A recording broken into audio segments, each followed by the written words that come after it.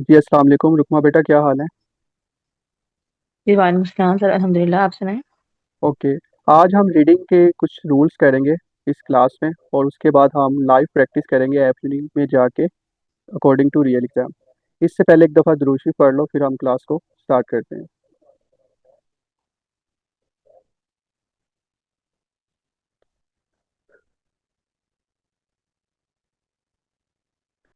Okay.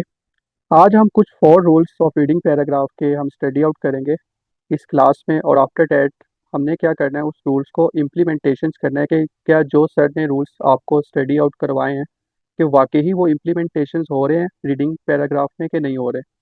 हम पहले rule study out करेंगे, आफ्टर दैट हम लाइव प्रैक्टिस करेंगे जाके अकॉर्डिंग टू रियल एग्जाम। ठीक है। अब जो रूल नंबर 1 है ना, रूल नंबर 1 ये है कि हु, वेयर और विच।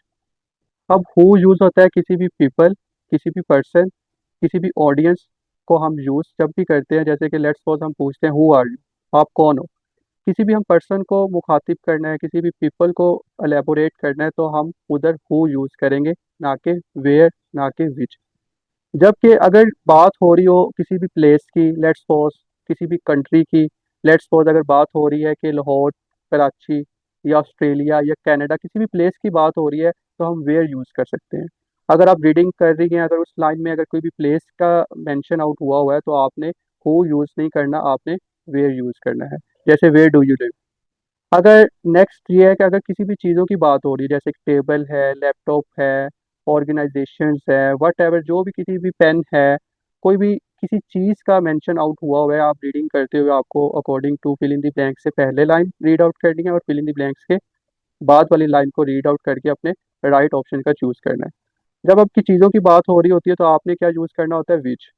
अब चीज़ों की बात हो रही है, अगर विच आपके फिल इन द ब्लैंक्स में 4 ऑप्शन होते हैं, A B C D। अगर उसमें हु भी है, वेयर भी है, विच भी है, तो आपने क्या करना है, अगर तो पीपल की बात हो रही है तो हु यूज करना है, अगर प्लेस की बात हो रही है तो वेयर, अगर थिंग्स की बात हो रही है तो विच यूज करना है। अगर रूल नंबर नेक्स्ट रूल है रूल नंबर 2, जिसमें अगर हमारे पास 4 ऑप्शंस होते हैं according to reading paragraph, reading and writing fill in the blanks में, A option, B option, C option, D option. अगर इन केस आपको ऐसे वर्ड्स आपको ऑप्शन नजर आए, तो आपने क्या करना है, जिसमें मैक्सिमम वर्ड्स आपके कॉमन हो, जैसे कि आपके पास हैव सी ऑप्शन में भी है, ड्रंक सी ऑप्शन में भी है, तो आपने क्या करना होता है, जिसमें मैक्सिमम वर्ड्स मैच कर रहे होते हैं अकॉर्डिंग टू, आपने क्या करना है, अपने राइट ऑप्शन का चूज इसी तरह से करना है जिसमें मैक्सिमम वर्ड्स हो। अब रूल नंबर 3 ये है कि ऑल्दो और हाउएवर। अगर आपके पास 4 ऑप्शन है, अब 4 ऑप्शंस में आपके पास ऑल्दो भी है, हाउएवर भी है, तो आपने क्या चूज करना है, ऑल्दो चूज करना है। अगर जस्ट आपके 4 ऑप्शन में से आपके पास सिर्फ जस्ट आपके पास हाउएवर है, ऑल्दो नहीं है, तो आपने हाउएवर का चूज करना है। आगे रूल नंबर नेक्स्ट रूल है रूल नंबर 4। अगर आपका कोई भी रूल अप्लाई नहीं हो रहा, वैसे तो 121 रूल्स हैं टोटल, अगर कोई भी रूल्स अप्लाई नहीं हो रहा, तो आपने क्या करना है, कंटेंट पे फोकस करना है। आपने फिल इन द ब्लैंक से पहले वाली लाइन और बाद वाली लाइन को रीड आउट करना है। और कैसे रीड आउट करते हैं, ये आपको इंशाल्लाह अभी लाइव प्रैक्टिस करके ऐप यूनी पे आपको मैं बताऊंगा कि कैसे अपने डिजायर्ड स्कोर को अचीव करते हैं। अब देखो बेटा, बात यह है कि रुकमा बेटा, समझ आई मैंने रूल्स जो आपको पढ़ाए? जी सर, मुझे समझ आइए, पर सर मुझे रूल नंबर 2 दोबारा से एक दफा एक्सप्लेन कर दें। ओके। अब रूल नंबर 2 ये था कि आपके पास 4 ऑप्शन है, A B C D।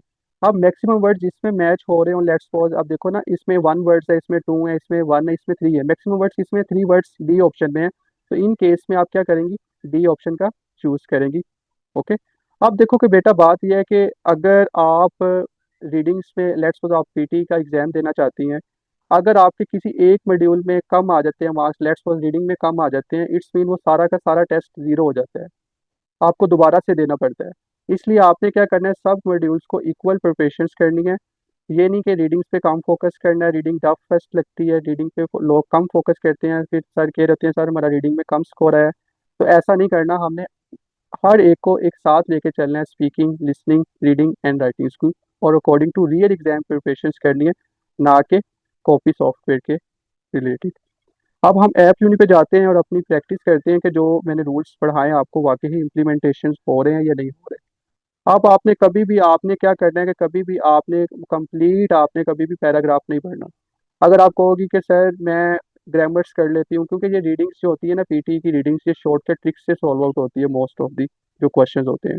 अगर आप ग्रामर को करेंगी तो आपका टाइम भी ज़्यादा लगेगा, आपको समझने में भी टाइम लगेगा। तो हमने क्या किया, मैंने रिसर्च की है इन डेप्थ में जाके, अकॉर्डिंग टू रियल एग्जाम, जो भी हमारे पास रियल एग्जाम में पैराग्राफ आ रहे होते हैं, इस रूल्स से रिलेटेड ही आ रहे होते हैं, अगर आप 121 रूल्स कर लेती है अच्छे तरीके से। अब हम सॉल्व आउट करते हैं। मैंने जस्ट आपको रूल्स पढ़ाए, लेकिन राइट ऑप्शंस आपने ही बताना है, क्योंकि मुझे तो आते हैं, लेकिन मैं क्या करता हूँ कि स्टूडेंट से ही करवाता हूँ, क्योंकि स्टूडेंट ने एग्जाम देना है, ना कि मैंने एग्जाम देना है। और ये हमारे पास एक पैराग्राफ है, आपने क्या करना है, कभी भी पैराग्राफ को मुकम्मल कंप्लीट रीड आउट नहीं करना, डायरेक्ट आपने क्या करना है, फिलिंग दी ब्लैंक्स पे आ जाना है। अब कौन सा रूल अप्लाई हो रहा है, क्या राइट ऑप्शन है, हाँ आपने क्या करना है मुझे बताना है। बताएं बेटा। जी सर, फोर्थ ऑप्शन आएगा यहाँ पे। ओके। अब फोर्थ ऑप्शन आया तो क्यों आया, वाई? अगर देखो कि मेरे क्लास में ये होता है कि अगर आप राइट ऑप्शन बताती हैं तो 10 मार्क्स कंसीडर होते हैं। अगर आप विद रीजन के साथ आप अपना बताती हैं कोई भी ऑप्शंस को, तो आपके 80 मार्क्स कंसीडर होते हैं। तो इट्स मीन 80 + 10, 90 आउट ऑफ 90। अब वाई, हु क्यों यूज किया, वेयर यू अवेयर आपने क्यों नहीं चूज किया, वाई? मुझे आंसर बताओ, रीजन दो। जी जी सर, क्योंकि आपने अभी रूल में बताया था कि पीपल के साथ हु आएगा, वेरी इसलिए good, according to your rule sir. Very good, शाबाश। चलिए जी, नेक्स्ट फिलिंग द ब्लैंक्स को करते हैं। इसका राइट ऑप्शन क्या है? सर इसका भी फोर्थ ऑप्शन होगा, ऑल दो। Okay, fourth option. Fourth option क्यों आया, वाई? इसका मुझे क्योंकि बताओ। सर अभी आपने, जी जी, आपने कहा था कि होएवर और ऑल दो में से अगर दोनों में से जो आए अगर एक साथ आ जाएंगे तो फिर हम ऑल दो यूज करेंगे। Okay, very good.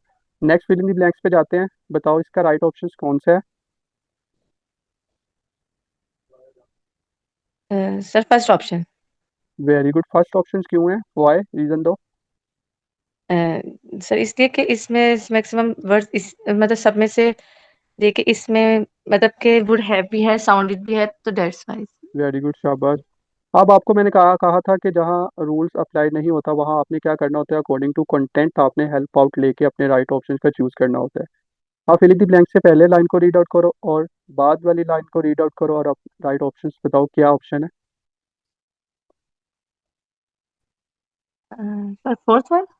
जी, जी बेटा। Sir movement, fourth one. अब देखो कि मैं लाइन को रीड आउट करता हूँ, आपने भी की। Remarkably at the dash of the technology is the statics of shape.